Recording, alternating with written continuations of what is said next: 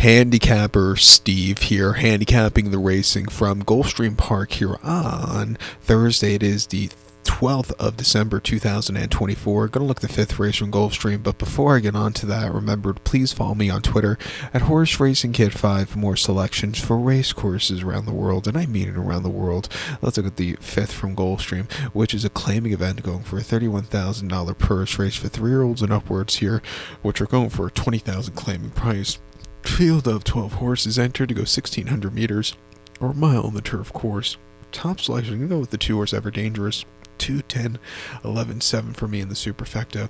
210 11-7 super. Top selection 2 horse Ever Dangerous. Cimarron Gun by Kitten Joy. George Weaver trains. Tyler Gaffleone gets the mount.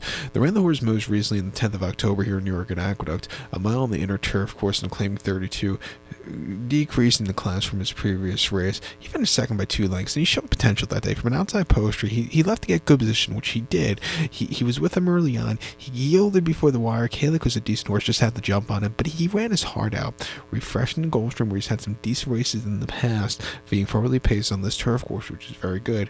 I think he could find a trip to win. 2 backing up, 6-2 at Saratoga, a mile on the inner, 1st September, first start in about 14 months. He finished 9th by 8 lengths that day, and he needed the race that day. He didn't get out of the gate so clearly. He was wide, and he just tired out of it. Tough race. 15 month professioning. He needed the race. His previous race was June of 23 at Gulfstream, mile 70 off turf and claiming 20, where he finished third by 1.5 lengths out of that one, and he just stalked, and he just never really got into it. He just saw a tired horse there. And then prior to that at Gulfstream, mile 16, claiming 35 on this turf course, he finished second by 1/4 lengths from wide poster. He stalked, he got the lead, but because he was stupidly wide that day, he got caught at the wire, shut off late. What can he do? He ran his heart out. If you look at his races on this turf course in the winter of 23, or even in early 21, if you go all the way back to his 3-year-old campaign, those races weren't bad at all. Refreshing here at 3-1, he could definitely win.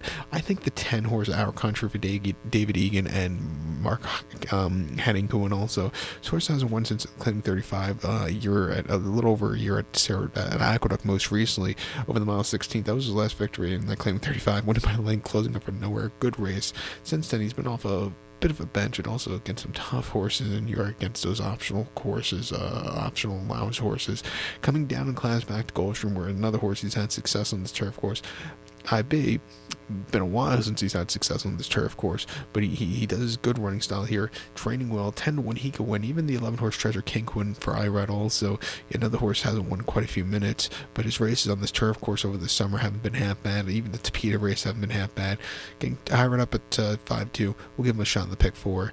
But to recount my selection for the 5th from Gulfstream, I'm going to take the 2 horse Ever Dangerous. Give kudos to the 10 horse Our Country and the 11 horse Treasure King. 210 11-7 super. 210 11 in the multi race. So go to 12. Please follow me on Twitter at Horse Racing Kid 5. Good luck, everybody.